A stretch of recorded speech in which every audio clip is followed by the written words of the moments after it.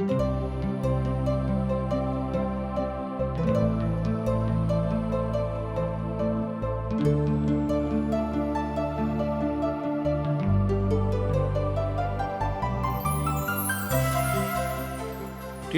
India द्वारा प्रस्तुत आशक इजोत कार्यक्रम में अहाँ के हार्दिक अभिनंदन कर रहल छी। परमेश्वर प्रत्येक मनुष्य के भीतर अपन जीवन के श्वास के द देलखिन। यह लेल संसार के सब जीव सब बेसी ज्ञानवान छथि, मुदा जीवन में मानसिक रूप से असंतुलन आ अशांति के बीच जी रहल छथिन। यह लेल अहाँ के बीच सिलसिलेवार बाइबल के अध्ययन अहाँ के सेवार्थ प्रस्तुत कर रहल छी, जाय सँ नीक जीवन जीवा के सही ढंग से अपना लियो। कृपया क देखू आ सुनू, जाय सँ परमेश्वर अहाँ के जीवन जिंदगी के इजोत बनल रहे।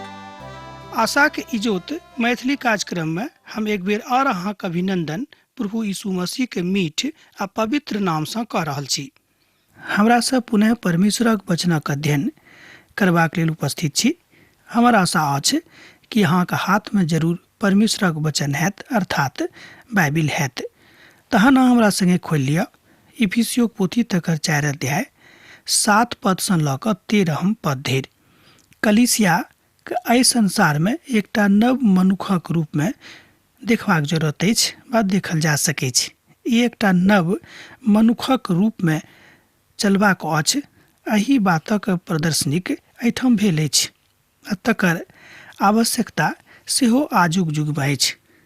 कलीसिया एहि बातक लऽ कऽ आगाँ जा सकैत अछि, किएक तऽ जिंदगी के आगू लऽ जेबाक लेल एहि बातक आवश्यकता सेहो थिक। नव मनुखक व्यवहार। कलीसिया में नव आदमी के आवश्यकता अछि और ई सब बड़ आवश्यक सेहो थिक। एकटा छोट नेनहक जिंदगी में जेना व्यवहार होइत छनि, जाहि तरहक व्यवहार ओ करैत छथि, कुशलतापूर्वक एहि तरहक व्यवहार हुनका सब दिन नहि करबाक छनि। कालांतर में हुनका जवान हेबाक छनि, परिपक्व हेबाक छनि आर प्रभु यीशु मसीह में हुनका बढ़बाक छनि। एक बेर हम एकटा कलीसिया के सदस्य के घर पर गेल छलहुँ हैं। वो सब बड़ पवित्रता में और धार्मिकता के भावना में किछ बातक बताबैत छथि, अर्थात बताबैत रहथि।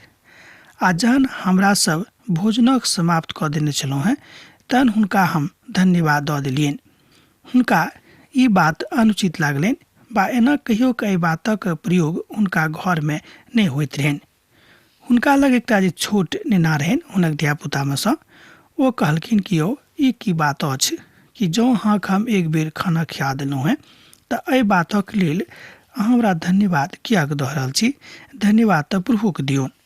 एहि तरहक अनुभव हुनका नहीं रहनि, किएक तऽ साधु पौल कहैत छथि कि जहन अहाँ पवित्र लोकक संगति में जाइत छी आ हुनका सँ संगति करैत छी, आ जँ ओ कोनो बातमे अहाँके सहायता करैत छथि, अहाँके किछु दैत छथि, तऽ हुनका जरूर अहाँ धन्य कहियौन। ई बात हुनका बुझबाक रहनि, हुनका समझबाक रहनि, मुदा ओ सब नहीं जानैत रहथि। हमर विचार में वो बात जरूर ओ एहि दिन सीख गेल हेता। हमरो सभक दिन प्रतिदिन अर्थात दिनचर्या में बहुत बातक सीखबाक आवश्यकता थिक, मुदा कलीसिया के एही तरहक भेनाइ जरूरी अछि।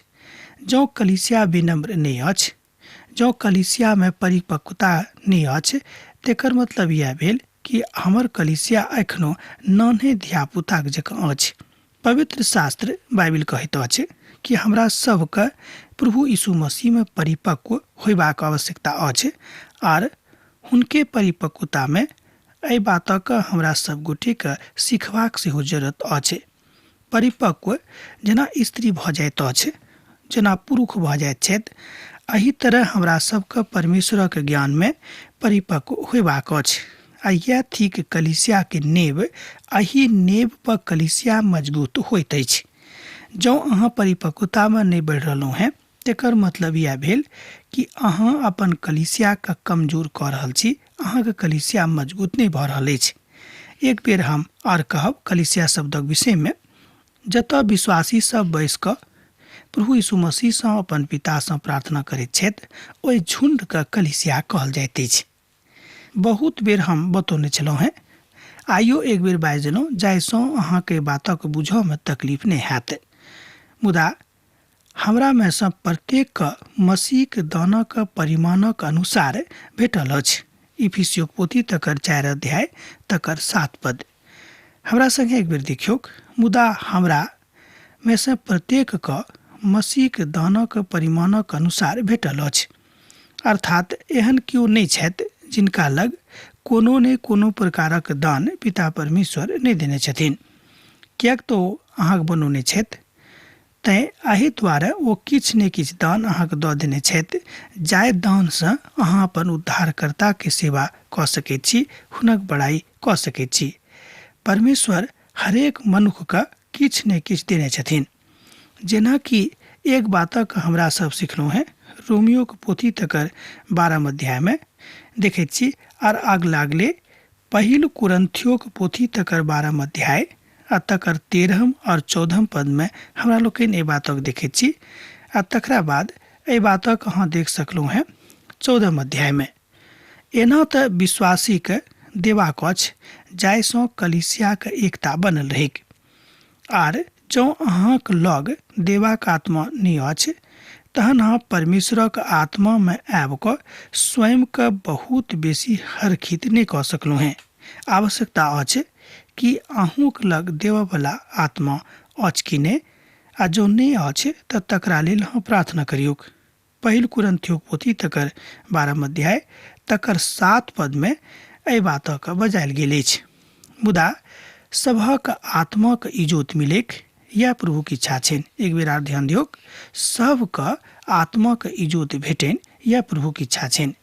जे प्रभु के महिमा के वरदान ओ अपन कथा के अनुसार बतावल गेल पृष्ठभूमि में दऽ रहल छथि। पौलुस एहि बातक बड़ स्पष्ट भाव से बताबैत छथिन, अर्थात बतावल गेल अछि। ई बात बड़ स्पष्ट अछि जे कलीसिया परमेश्वरक देही थिक। अहाँ एहन किछ नहीं करबैक जाहिसँ प्रभु के दुख हेतैक, कियाक तऽ अहूँ परमेश्वर के कलीसिया के एकटा अंग थिकौ हैं। अर्थात दोसर गप में अहूँ परमेश्वर के देही के एकटा अंग थिकौ हैं।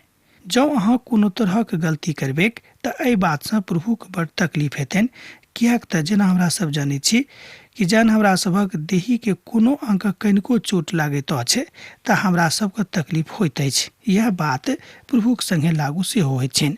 एक एकटा वरदान ओ सबके देने छथि, केकरो 4टा, केकरो 3टा, केकरो 10टा, केकरो 100टा, लेकिन एहन केओ नहीं छथि जिनका लग कोनो ने कोनो वरदान पिता परमेश्वर नहीं देने छथिन। हाँ, ओहि वरदानक उपयोग, ओहि वरदानक सदुपयोग अहाँ कोना कऽ रहलहुँ हैं, जाहिसँ संभव अछि कि कलीसिया के फायदा पहुँचेक एहि तरहक काज अहाँ अपन वरदान सँ करैत रहू। बहुत लोग कहैत छथि ओ अहाँके की भिन्न भिन्न भाषा में बाजै छी। ध्यान दियौक, बहुत लोग अहाँके कहत बा अहाँ से पूछत कि यौ अहाँ की भिन्न भिन्न भाषा में बाजि सकैत छी कि नहीं। ई बात अहाँके कलीसिया में पूछय वाला लोग हैत। भऽ सकै कि ई वरदान अहाँक लग नहीं हैत। एकर मतलब ई नहीं भेल कि आर दोसर कोनो प्रकारक वरदान अहाँक लग नहीं अछि जाहिसँ कि अहाँ अपन पिताक सेवा कऽ सकी। अहाँ अपन निजी प्रार्थनाक जिंदगी में जे प्रार्थना अहाँ प्रभु से करैत छी, प्रभु से कहियो कि प्रभु जे वरदान अहाँ हमरा दऽ चुकलहुँ हैं, देलहुँ हैं, तकर चिन्ह, तकर पहचान हमरा दिअ, जाहिसँ प्रभु हम एहि वरदानक उपयोग अहाँक सेवार्थ कऽ सकी। परमेश्वरक वचनक उपाय कोना अछि, अर्थात परमेश्वरक वचनक उपाय की अछि, हुनक व्यवहार की अछि, एहि प्रतिस्पर्धात्मक बात में आबि कऽ अहाँ अर्थात हम बा अहाँ एहि तरहक बातक देख सकैत छी। अर्थात जतेक काल धरि अहाँ एहि रीतिसँ स्वयं के चलाबैत छी, तहन कथामृतिया भेल कि प्रभु अहाँक संगे छथि और विश्वासमे बढ़ोतरी के कारणे जतेक बात कुशलतासँ ओतऽ बतायल गेल अछि, ओहि सब में अहाँ ओहि विश्वासी के देही के लऽ कऽ अपन उद्धारकर्ता यीशु के संगे अपन संगति के मजबूत कऽ सकलहुँ हैं। एहिठाम संत पौलुस अपन लोकक बता रहल छथि, अर्थात विशेष कऽ कऽ इफिसुसक कलीसिया के बता रहल छथिन कि जे देही अहाँक भेटल अछि, अहू देहीसँ अहाँ अपन पिताक सेवा कऽ सकैत छी। आ जहन ओ ई बातक बुझलाह तो करनाइ आरंभ कऽ देलखिन आ एही ठाम आत्मा में एकताक बातक बतायल गेल अछि, अर्थात आत्मा में परमेश्वर के कलीसिया के एकता के विषय में बतायल गेल अछि जाहे कलीसिया के भंग करनाइ ओतेक मुश्किल अछि। अर्थात जँ अहाँक कलीसिया आत्मिक अछि तऽ तकरा भंग करनाइ अतेक आसान काज नहि थिक। शैतान ओहि कलीसिया के तोड़ि नहि सकैत छै। हाँ, जँ अहाँक कलीसिया नेनहक जकाँ अछि, जँ अहाँ एखनो धरि मसीह के परिपक्वता में आगाँ नहि भेल छी, तहन शैतान जरूर सफल भऽ जायत। तहन ध्यान राखब कि एहि तरहक गलती अहाँसँ नहि होइक। तैँ ओ बाजैत छथि जे ओ ऊँचाई पर चढ़लाह आ बंधुआईक आंधिक लऽ गेलाह आ मनुखक दान देलनि। इफिसियो पोथी तकर 4 अध्याय आर 8 पद में एहि बातक बतायल गेल अछि। तैँ ओ बाजैत छथि जे ओ ऊँचाई पर चढ़लाह आ बंधुआईक बंधन में लऽ गेलाह आ मनुखक दान देलखिन। एहि तरह हमरा लोकनि देखैत छी कि परमेश्वर अपन काज कऽ रहल छथि।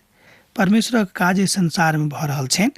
एहि तरहक सामान्य विचार अछि, जेना कि हमरा सब आरंभो में बाजने रहौं हैं कि इफिसियो के पोथी बड़ गंभीर पोथी थिक। एहिमे हमरा सब वैचारिक दृष्टिकोण से नहीं, मुदा जाबे धरि हमरा सब आत्मिक नहीं होइब ताबे धरि एहि बातक हमरा सब नहीं बुझबिक। जेना कि आखिरी प्रभाग में बतायल गेल अछि कि ओ ओतऽ लऽ गेलाह आ मनुख के दान देलनि। एहि बातक अहाँ एहिठाम देखलहुँ 4 अध्याय के 8 पद के आखिरी प्रभाग में। तकरा बाद भजन संहिता 68 आ तकर 18 पद में एहि बातक बतायल गेल अछि कि मनुख परमेश्वरक महिमा में कोना कऽ स्वयं के प्रभावकारी बना सकैत छथि।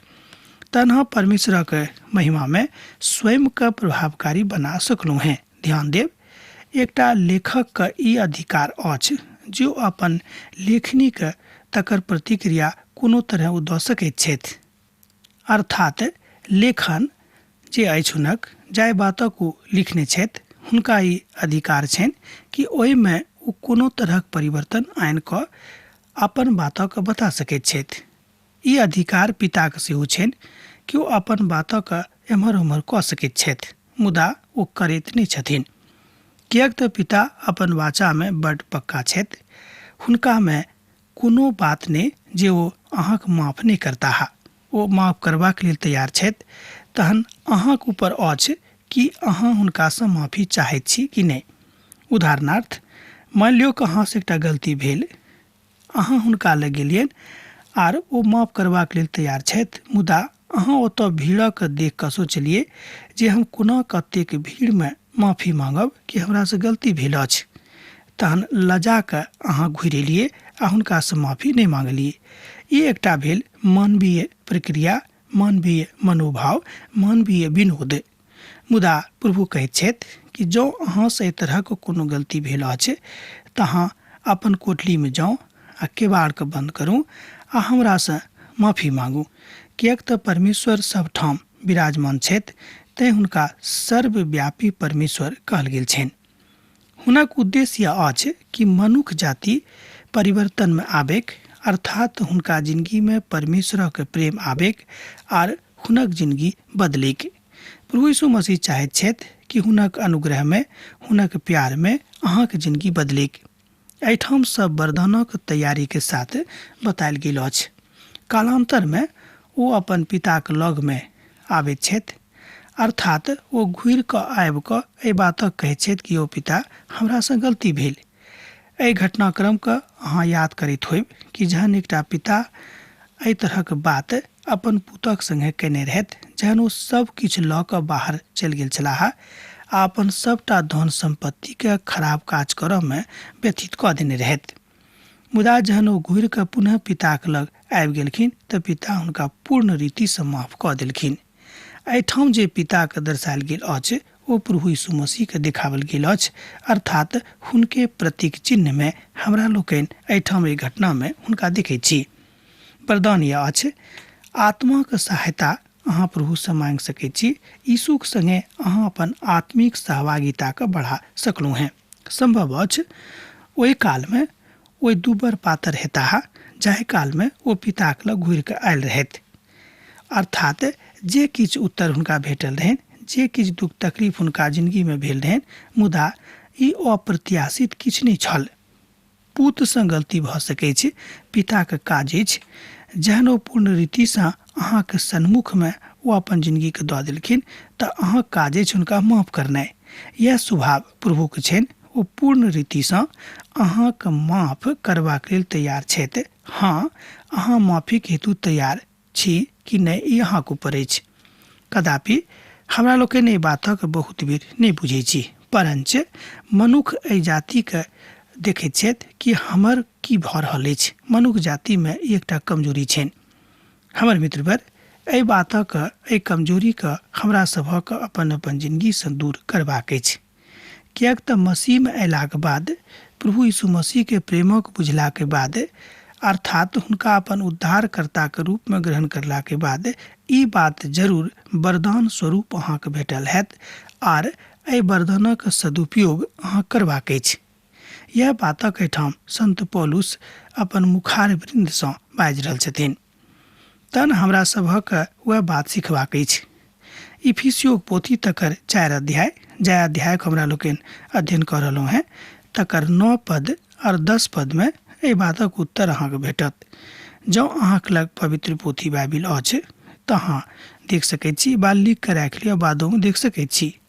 एहि पदक क्रियात्मक स्वरूप यह थिक कि हमरा सभक हुनक प्रतिपेक्ष में अयबाक अछि, अर्थात परमेश्वरक परिपेक्ष में अयबाक अछि।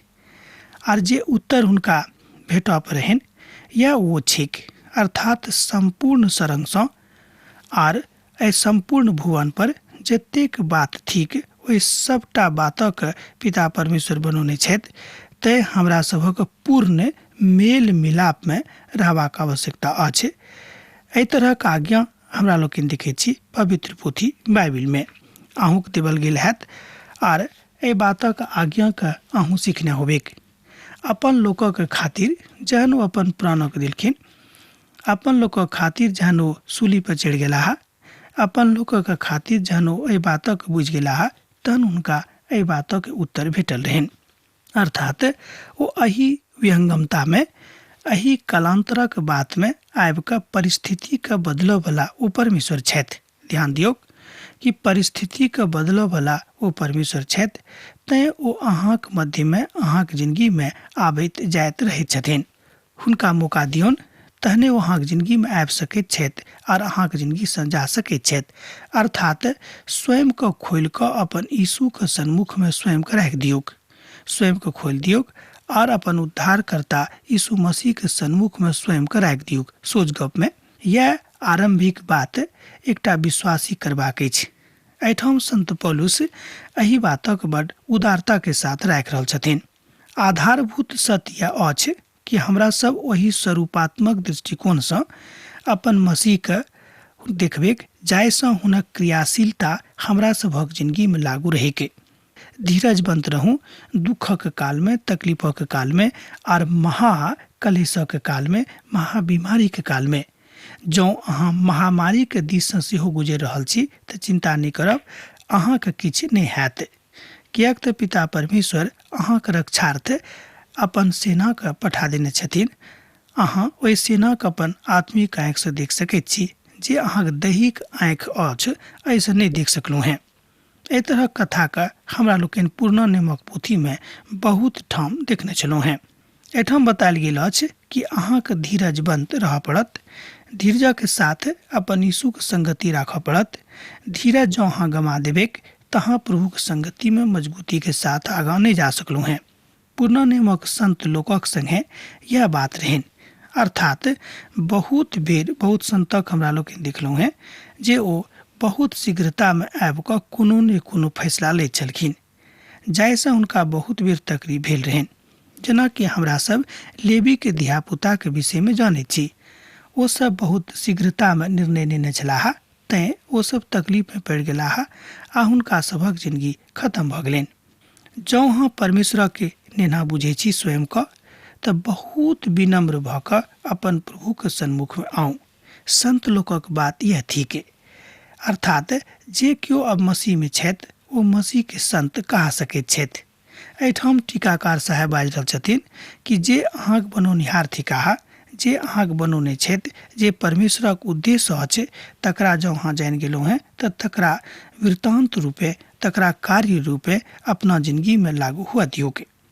यह बात मधुर थिक, यह बात मनभावन थिक, यह बात परमेश्वरक पसंद से हो थिक। एहिठाम हमरा लोकनि देखैत छी कि ओहि दोसर प्रकारक काज, दोसर प्रकारक अनुपातिक विभाजन जे एहिठाम सामर्थ्य बनि कऽ प्रभुक सन्मुख में आबैत अछि, ओहि सबटा बातक एहिठाम स्पष्ट रूपे बतायल गेल छै कि यह बात अहूँ बुझबाक अछि। तहन प्रेरित एहिठाम कहैत छथिन कि अब हम मसीह के संगे छी, अब हुनका छोड़ि कऽ हम कतहु दोसर ठाम नहि जायब। जँ अहाँ रोमियो के पत्री के दिस जायब एक बेर पुनः तऽ पायब कि ओतऽ ओ कहैत छथि कि अब मृत्यु वा मृत्यु से बढ़ि कऽ एहन कोनो बात अब हमरा मसीह के प्रेम सँ अलग केओ नहि कऽ सकैत अछि। एहि तरहक ज्ञान हुनका कतयसँ आबि गेलनि, अर्थात संत पौलुस के बातक ज्ञान तऽ इएह से आबि गेलनि जहिया ओ स्वयं के अपन यीशु के अपन उद्धारकर्ता के सब किछु दऽ देलखिन, अर्थात ओ अपन देही के, अपन ज्ञान के, अपन सामर्थ्य के, सब किछु के हुनका सन्मुख में समर्पित कऽ देलखिन। यह बात हमरा सब नहीं करैत छी। बहुत बेर घमंड में आबि कऽ, ज्ञानक घमंड, तरह तरह के घमंड में आबि कऽ ई बातक हमरा लोकनि करैत छी आ एही कारणे हमरा सभक जिंदगी में आशीष नहीं भेटैत अछि। आर ओ कतेक लोकक प्रेरित नियुक्त कऽ कऽ, कतेक लोकक भविष्यवक्ता नियुक्त कऽ कऽ, आर कतेक लोकक सुसमाचारक रूप में नियुक्त कऽ कऽ, आर कतेक लोकक रखवाला और उपदेशक नियुक्त कऽ कऽ एहि बातक कऽ देने रहथि। एहिठाम अहाँ एहि बातक देख सकैत छी पवित्र पोथी बाइबिल में, जाहिसँ पवित्र लोक सिद्ध भऽ जायक और सेवा के काज सिद्ध कयल जायक और मसीह के देही उन्नति पाबैक। एहिठाम मसीह के देही से अर्थ अछि कलीसिया। कलीसिया के अर्थ इएह भेलै जेना अहाँ बा हम, अर्थात अहाँ बा हम जँ यीशु के ऊपर आस्था राखैत छी, हुनका ऊपर विश्वास करैत छी, हुनका अपन उद्धारकर्ता के रूप में मानि चुकल छी, तऽ हमरो सब कलीसिया के एकटा अंग थिकौं हैं। एकर मतलब इएह भेलै कि हमरो सब मसीह के एकटा अंग भऽ गेलौं हैं। अतेक महान आदर प्रभु अहाँके देलखिन, एहिके बादो अहाँ की हुनका नहीं चिन्हलहुँ। एहि बातक एहिठाम टीकाकार साहब कहैत छथिन कि बहुत लोक एहन छथि कि जाबे देर हुनका कोनो बातक चिन्ह नहि भेटैत छनि ओ एहि बातक ऊपर विश्वास नहीं करैत छथि। एहि बातक अहाँ एहिठाम देखैत छी 4 अध्याय के 11 पद सँ लऽ कऽ 13 पद में।